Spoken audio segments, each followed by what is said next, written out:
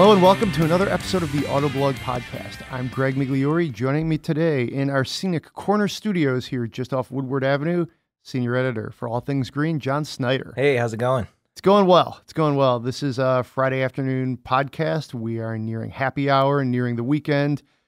Feeling pretty good. I think we're getting clear of things, getting ready to just talk some cars here. Yeah.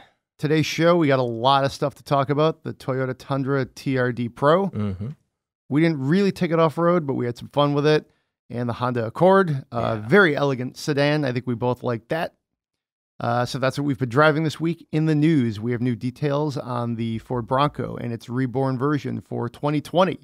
Should be exciting. A Wrangler fighter. Should be pretty cool. Yeah. Some patents also sort of reveal some interesting details. So we'll break that down. Mm-hmm. Also, we're going to touch on a really light subject. It's like comics, so easy. The future of green infrastructure and transportation in the United States as seen through the lens of the Green New Deal. How's that for a weighty subject? If you missed it this week, though, we had a really nice analysis by one of our contributors for Autoblog Green, Jim Multivalli. So you got to check this out. We're going to talk a little bit about it here on the podcast. And we're doing a Blipshift contest. So let's just talk a little bit about that. Who doesn't like T-shirts, right? I love T-shirts. I'm wearing one now. It's a Hanes, but not a Blipshift. I should be wearing a T-shirt. It's Friday. It's Friday T-shirt day. Yeah. So spend some money on those, and at the end of this thing, we're going to spend your money on a car. But let's jump right in. Toyota Tundra TRD Pro. Mm-hmm. Ours came in at a little bit over $50,000. It's a nice truck. It's a fun truck. In a vacuum, it's a pretty good truck. That's right. Yeah. When you don't have, the American trucks there as competitors, you're looking at it on its own. Yeah, it's great. It's great driving. It's capable. I love that engine. It just gobbles up fuel, though, which is the most difficult part about it. But ours came in this white color. It looked really imposing. My son, his jaw dropped when I brought it home, and he opened up the door to check it out. And yeah, it's got 13 cup holders by my count. That's a lot of cup holders. Yeah. How did all the Nalgene's fit? It didn't fit in anything except that when you pull down the rear center armrest, there's 2 cup holders there, and it actually fit in there. So, it's not bad. Didn't really help me sitting up front, but there you go. There you go. I got the number that really stuck out to me is I achieved 8.6 miles per gallon in suburban driving, dropping my son off at school. Mm-hmm. It's a lot of gas. That's something that you have to atone for. I know. We'll talk more about that on the Green New Deal segment coming up. But this thing's thirsty. Yeah, for sure. I think it looked pretty cool. This was done in the TRD trim. Ours had the creamy white paint with the blacked out wheels and grill. I really like what Toyota does with their TRD Pro vehicles. They're capable and they look good. It's really nice looking. I love the design. It's got this sort of like sporty, capable look, and it's got that feel to it going down the road too. You feel like you could drive over anything, although I didn't. I think Zach Palmer took it off-road a little bit, got it muddy, which was super tempting with that white paint. I noticed there was some mud on there. But yeah, I mean, I actually enjoyed driving it, which is not always the case with trucks for me. I prefer, connected, low to the ground.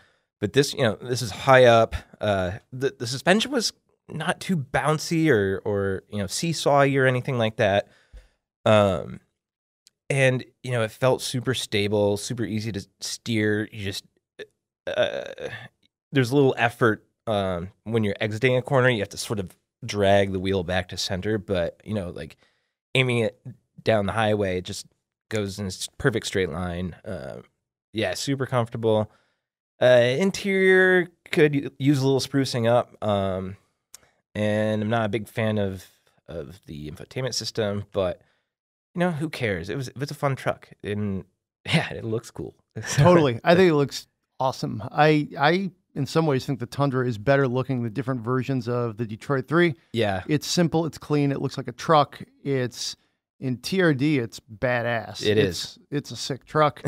I would say, like your point, the interior, the infotainment, like what century are we in? Mm-hmm. It's earlier when I was talking about in a vacuum, I'll admit that was kind of a backhanded slap there. Like, overall, compared to some of the things the Detroit 3 are doing, Yeah. the Tundra is right now a fourth place truck. And that doesn't mean it's a bad truck. This is the truck for some people. Yeah. It's a solid vehicle. But compared to some of their infotainments, some of their engine tech, some of the stuff they do with their interiors, they're just being a little more creative and they're a little more evolved, I would say. But if you're a Toyota person, you're going to be happy with this truck no matter what. It satisfies all the needs that someone gets when they buy a truck, unless they want the really fancy stuff. I don't necessarily care for that, especially in a truck. But more and more people use their trucks as everyday vehicles, so they want a little more creature comforts. I don't feel like I would need that in a truck, and I would be perfectly happy driving this if I didn't have to pay for gas. Yeah, I enjoyed driving it. The driving experience, it's really jacked up. You can see everything. It's the rear windshield rolls down the back window, cool. which is awesome. At one point, I had all the windows except for the front windshield down, and the sunroof open. I think it's fun. Yeah. I enjoyed driving it. Literally, there were a couple days where people were out of the office, and we'd already most people had cycled through it. I took this thing from like Tuesday to Thursday this week, which is random. Like you said, I'll have to atone for all the fuel I burned this week in this thing. But yeah, man, it's a fun truck. So, I mean, and I think what you're seeing here is our kind of balanced viewpoint that metrically and based on all different kinds of not just our opinions, but this is what all the other car journalists think too. It's a little bit behind some of the other offerings, but it's still a pretty good vehicle. Yeah, it's solid. And it'll probably last forever. I mean, you buy this truck and you're going to own it for a long time. Toyota's pretty good with that. This engine feels really solid. I think it's the best tuned TRD Toyota as far as just comfort and overall execution. I don't know. Like the 4Runner is pretty jouncy. Yeah. I'm trying to remember the last time I drove a Tacoma, but that's obviously a Tacoma is a rough experience. Yeah, it is. So, I mean, granted, it's a big truck. Yeah. So of course it's going to, ride pretty well in certain circumstances. Let's put it that way. But I don't know. We liked it. Next time I get one in, I'm definitely driving it around my lawn though. Please do. Just like you did with the Mercedes G-Class. Yeah. My wife loved that. Story for another time, or go back and listen to that podcast from about a month ago. Anyways, moving on to the Honda Accord, a very nice car. I think it's at or near the top of its segment. Yes. I agree completely. We like it. It's really well executed. The design's nice. The interior is, Honda's finally figuring this out. For me, it started with the clarity, the insight, and now this car, the interior is nailed down. It's clean. It's not cluttered, and it's super comfortable. And then, walking around the outside of the car, it reminds me of, an Acura. Reminds me of when I went on the RLX drive in 2013, 2012, 2013. That, that lighting, that little segmented lighting, and the way everything's sort of cleanly tucked underneath the hood there. It feels a little more premium than its badge suggests. I agree. I think at this point, this is probably rough for Acura. There's a lot of the Accord and the Civic, I think, are two of the best looking vehicles in the Honda Motor Company lineup. Yeah. Period. Full stop. I think they're better looking than sort of their counterparts in the Acura lineup. People are a little polarizing with the Acura design, which is polarizing. And I like it on some of their vehicles. I think they're going for it with that locomotive grille. Yeah. But it doesn't work in every segment. And I think the Hondas they're flashy in some ways, but it's also done tastefully. Yeah, it's not ostentatious at all. Yeah. So the Accord to me is a really good looking car. And this one drove really well. It did. I like that 2-liter turbo quite a bit. Good motor. Yeah, it's nice and quiet. It's responsive. It's not super fast or anything, but it's certainly adequate. And I was able to even have a little fun with it. So that's for what it is. That's pretty cool. So to me, it's right. I would put this as best in segment. I know some people really like the Mazda 5, but Mazda 6. Mazda 6, Yeah. I'm sorry. Yeah, that's the one thing for me. I think the consensus in the office is more leaning toward the Accord, but I think I would probably choose the Mazda 6. I think that's more of an emotional than a rational choice. I just really like the Mazda 6. And, for 2019, it's been updated, and the updates are really nice. It drives better than it did before. And again, they upgraded their interior too, so it's really nice. But at the costlier trim levels, this segment, I don't know, starts to fall apart for me a little bit at the lower trim levels. But the way this Accord was positioned and the way the last Mazda 6 I was in, they're great. I would probably take the Mazda 6 though. That's interesting. To me they're 1 and 2. I think I have mine is Honda then Mazda. And it sounds like you're Mazda then Honda. Is that how you do it? Yeah, the Honda might be the better product. Yeah. All well, around, no, I'm totally with you. Sometimes you just like a car better. I think that's the case here. Yeah, I do that a lot with in the luxury segment and in some of the, the off-road segments, which we'll get to in a minute. Mm-hmm. But yeah, I totally see your point on that. And I think they're both excellent cars. The segment is strong. The Malibu is pretty good. The Fusion's good. The Sonata's good. To me, though, these are all in a separate, bucket.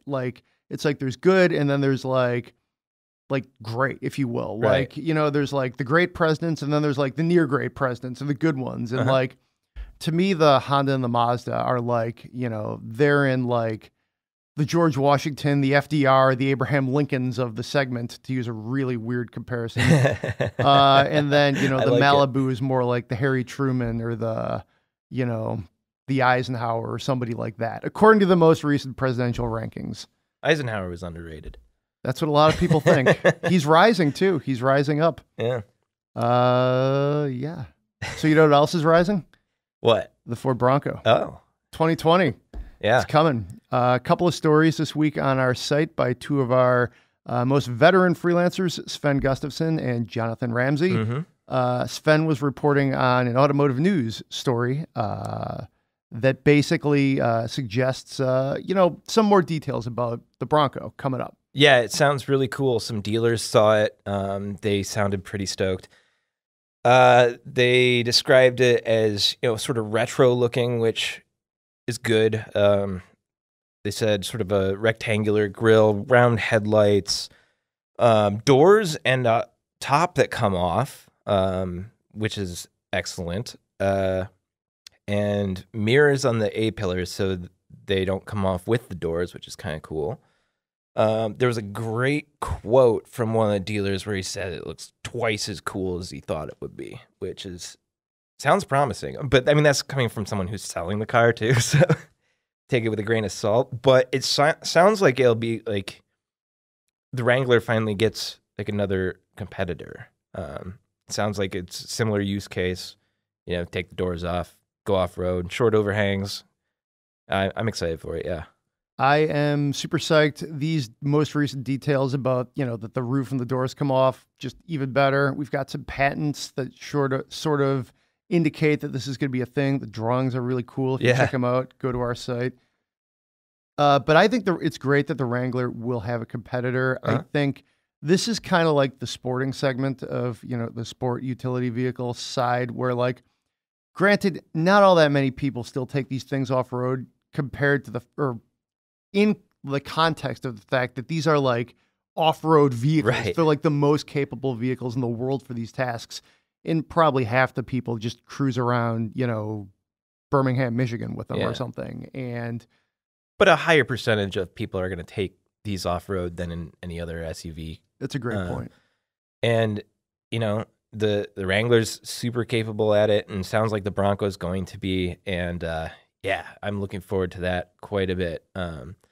These patent drawings are pretty cool. The doors come off, and there's tube style doors that you can the ones you can get for the Wrangler through Mopar. It looks cool. It looks really cool. I'm excited to see what powertrains go into it for sure.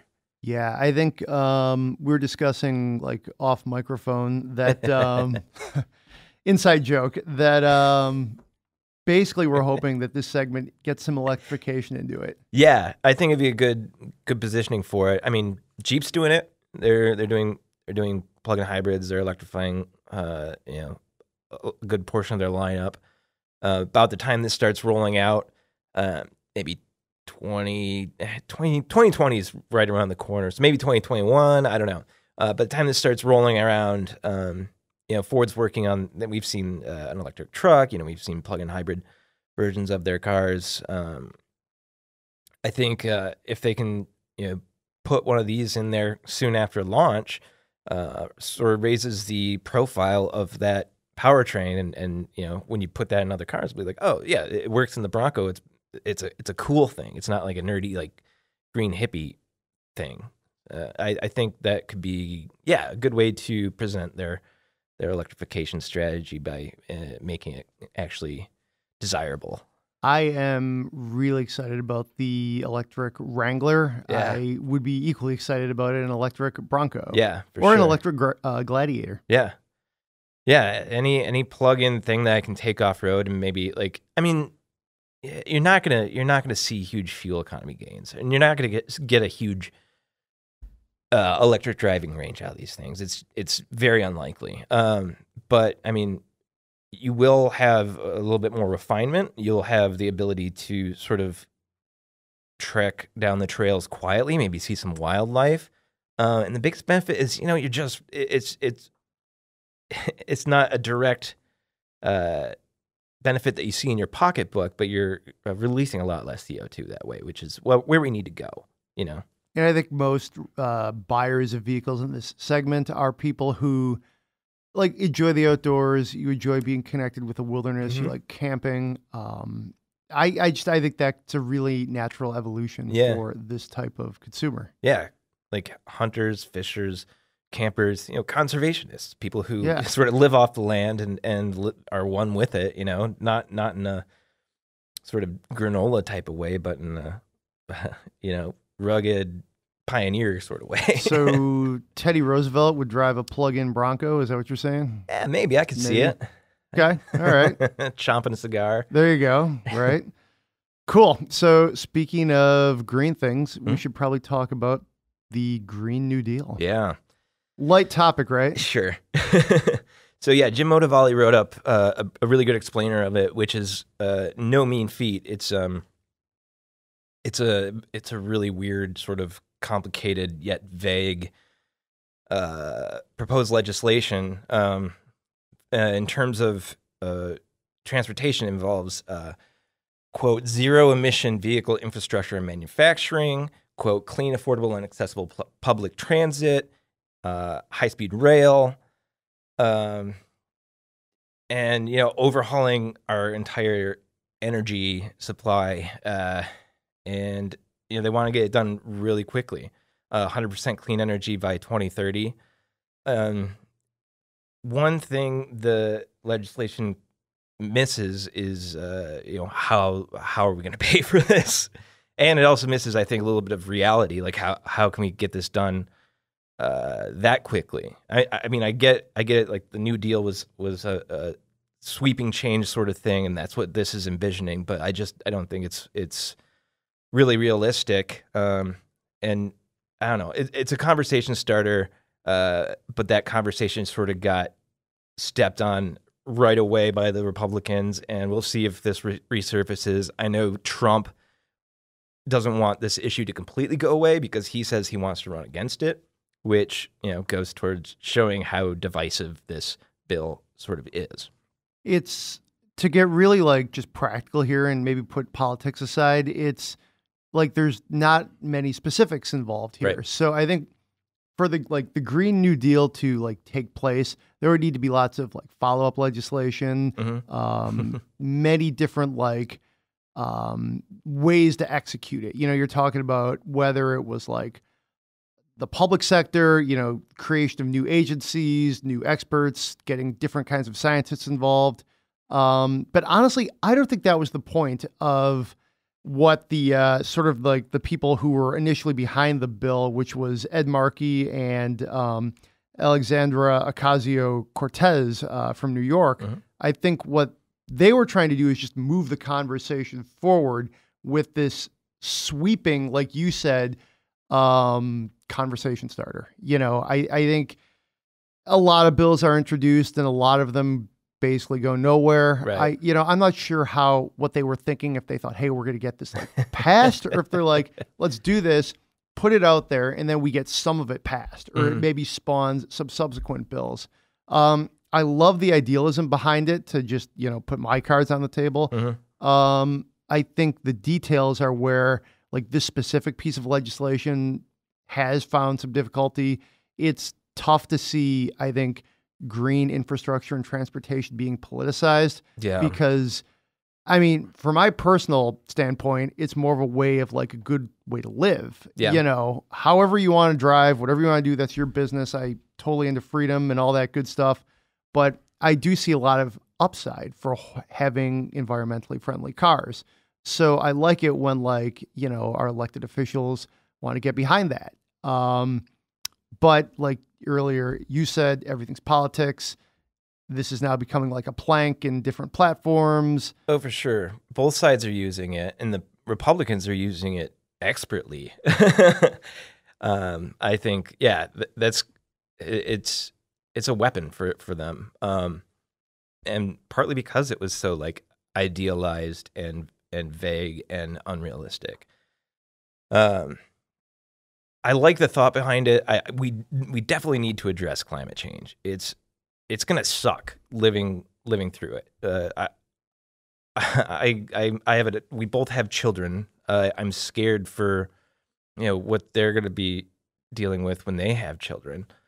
But geez, man, it's hard for me to trust our government to manage this responsibly. We can already see it's become a huge political thing and less of a, it's not really an actionable thing. Ideally, this would be something that would come from people who have an economic stake in it succeeding, which would be, people who manufacturing, creating green energy and creating green jobs, and they need this to work for their businesses to survive. The government, the federal EV subsidy, again, another good thing in thought and theory, and it helped some people, but it's really screwing over certain people. It's sort of manipulating the marketplace in unintended ways long after it began. And I'm afraid that there's going to be, unintended consequences, especially when, this gets mismanaged by our government. Ideally, it would be a consortium of business leaders and scientists, coming up with real world, actionable solutions to deal with specific problems. Things like saying we're going to have clean, affordable, and accessible public transit it's bonkers. It's expensive. Public transit doesn't pay for itself. It requires a lot of money, and if you're going to expand that, like light rail, high speed rail, it's going to cost so much. The things that they want to do, and the government's not very good at spending money wisely.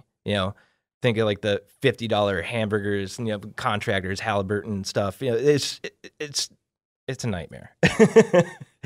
But I digress. I went too far in the weeds. Great. We are talking about a political bill. So here's how I think it could work.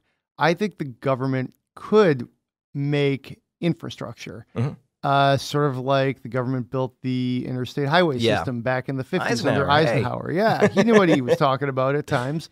And a green highway, I think that would literally lay the roadwork and give a path for car companies to say, well, hey, you could buy these, and consumers would want to adopt them because we'd have charge points and we'd have a way to get from city to city and the country, if you want, to drive your plug-in Bronco and Wrangler. And it would be just like stopping to get some fuel. You know, some cars Yeah. are fuel efficient, some cars aren't. Either way, generally, you don't have to worry about where a gas station is unless you've done some really poor planning. In this day and age, there's gas stations. So Yeah. I think that's what it might take to get, you know, a green infrastructure like that. And I think short of something crazy happening, I think you're talking about like a 20, 30-year proposition. You know, it would be like how you saw the highways, you know, from the 50s to about the 70s when sort of the country like really, really spread out from cities and countries or like rural areas and sort of filled in the suburbs. Yeah. So there's, Which is part of the problem. yeah, well, totally sprawl, of course.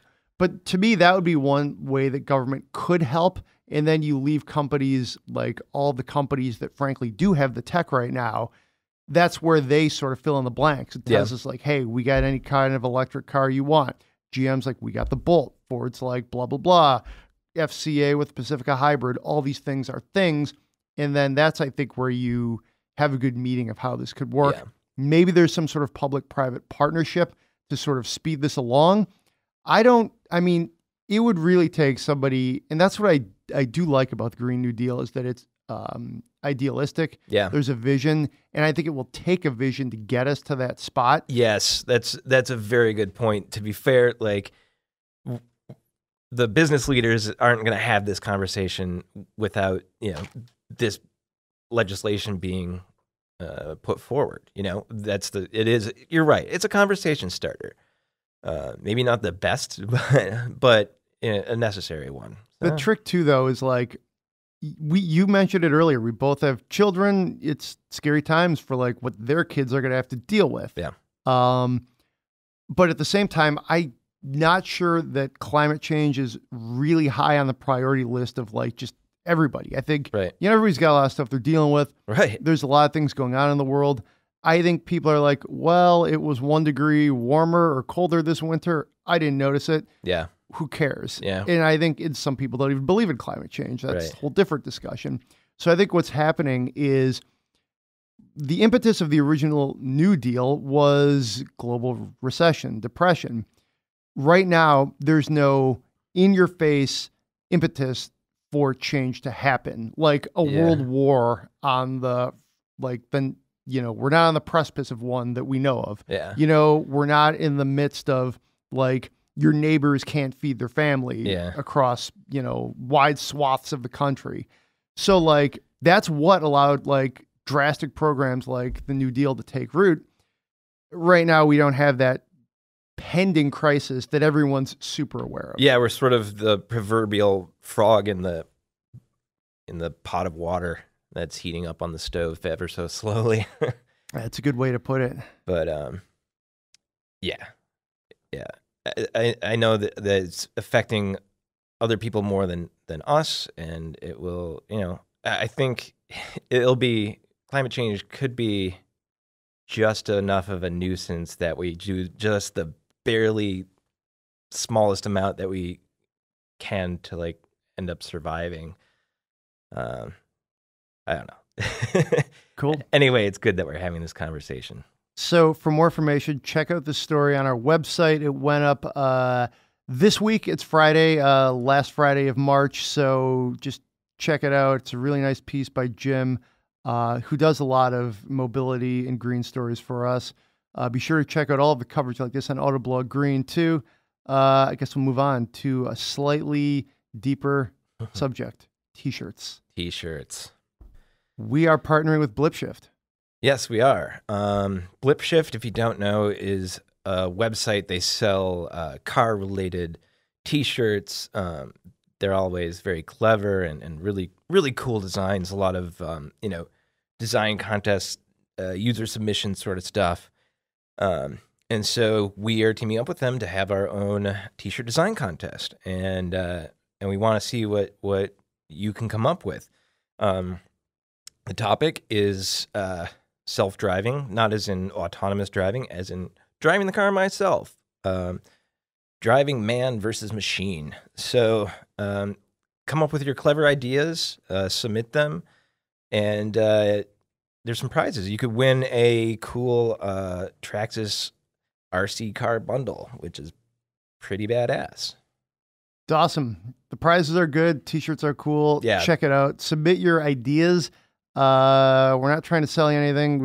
We like cool T-shirts. Blipshift has cool T-shirts. It's just sort of a fun way to We're just trying to have fun interact with each other. Yeah. You know? Like We know a lot of you guys like Blipshift. Yeah. Blipshift likes us. And we know a lot of you guys have really cool ideas, and Yeah. a lot of you are very talented artists and designers. So we want to see it. Cool. All right. So, that contest runs into April. We April have 7th. April 7th. We have the story on our site. If you need more information, Blipshift has more information, and we'll leave it there. Check it out. Should we spend some money? I'd love to spend money. Let's spend some money on, gentleman writes us, has a 2008 BMW 335i Coupe. It's got the N54 and a JB4 chip. So I love this line. A bit of extra hot sauce, but nothing crazy. Okay. Just how I like it. Yeah, what does that mean? But this runner is up to 135,000 miles, and he's ready to move on. Okay. He also has a 2004 Toyota MR2 Spider. What do you think of that? Mr. 2? I love it. Oh, I love that car. I've never driven one, but I want to. Me too. But he's MR2. keeping that. So he's keeping that. Which is good. So plan is to keep the MR2 and replace the Bimmer. Here are the requirements. Are you ready for this, John? I believe so. V8 is becoming extinct, so I want one. Bonus points for naturally aspirated. Okay. Where do you think that falls in the Green New Deal? I don't know about that. Yeah, no. Well, probably it's right under the clause with over 400 horsepower stock. Sure. Awesome. If you're buying used though, that's a greener thing than buying a brand new car. Yeah, though, because so- all the so carbon there you go. footprint's Yeah, been taken away from the transporter. we'll give him that one. Rear wheel drive. He's in beautiful Austin, Texas. Good man. I like rear wheel drive. That'll be Yes. fun. 4 seats. Bonus points for character, fender flares, loud exhausts, leading towards sharper handling, responsive. Fun to drive rather than insane straight line speed. It's got $35,000 before tax to spend, but for something extra amazing, maybe a couple grand more. Stick shift is nice, but not a must. He's already got one in the other car, so that makes sense. So his, I would say short, it's a bit of a list, is a 2016 or newer Camaro SS, 2015 Mustang GT, although he thinks the Camaro is better. Last gen C63 AMG with the naturally aspirated V8, good choice. Last gen CTS-V Cadillac in sedan form. Last gen CLS 63 or E63 AMG. I do like that E63. Then the that's a good XFR from Jaguar, which he thinks is a bit soft. Whew, that's a heck of an email. Thanks for writing. Yeah. What do you think, John? Well, based on what he said, the two things that stick out to me, the C63 AMG, although now that you mention it, that E63 is really, really fun. Send it to the hammer. Yeah. The C63 just sticks out to me. I love that car. It's so much fun. It's such a riot. It can get a little tail happy. It can get a little frisky. If he's looking for something that's really buttoned down, sharp handling, I think the pick here is the Camaro. That wouldn't be my pick for myself personally, but based on what he's saying here, I think that suits his wants and needs probably the best from this list. Yeah, I think that's where I would land too. Camaro 2016 or newer with the SS. With the 1LE, that's really a sharp handling car. So he's saying it seems like a little bit of overkill. I mean, you're right. I've thought that about the 1LE for a while, that it just seems like overkill. Right. If you're going to be daily driving it too, Yeah, it's a lot. Although I will say this, the last couple times I've driven a 1LE, like it's almost like it is a trim level of different versions of Camaro.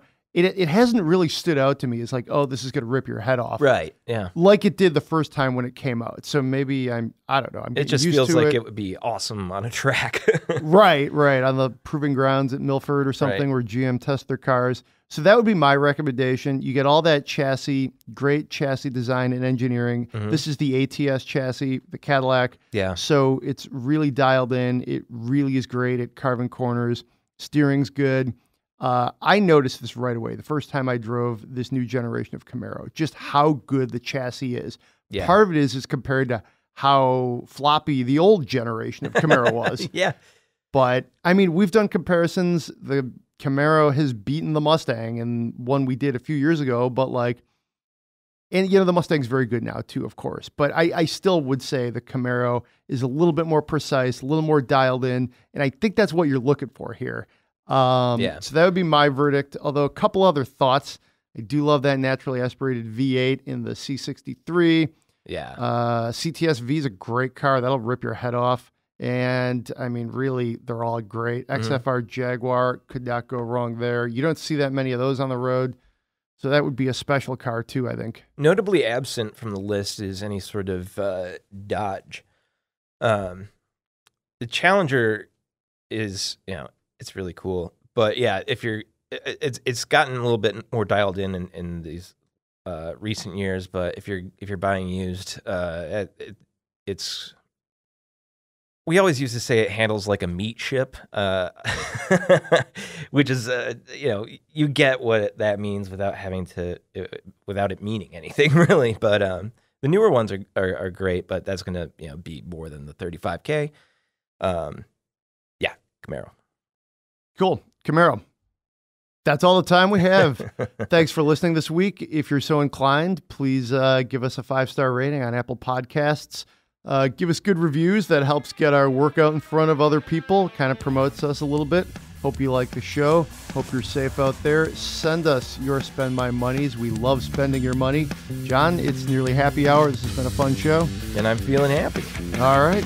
We'll leave it there. We got to get out of here. We'll see you next week.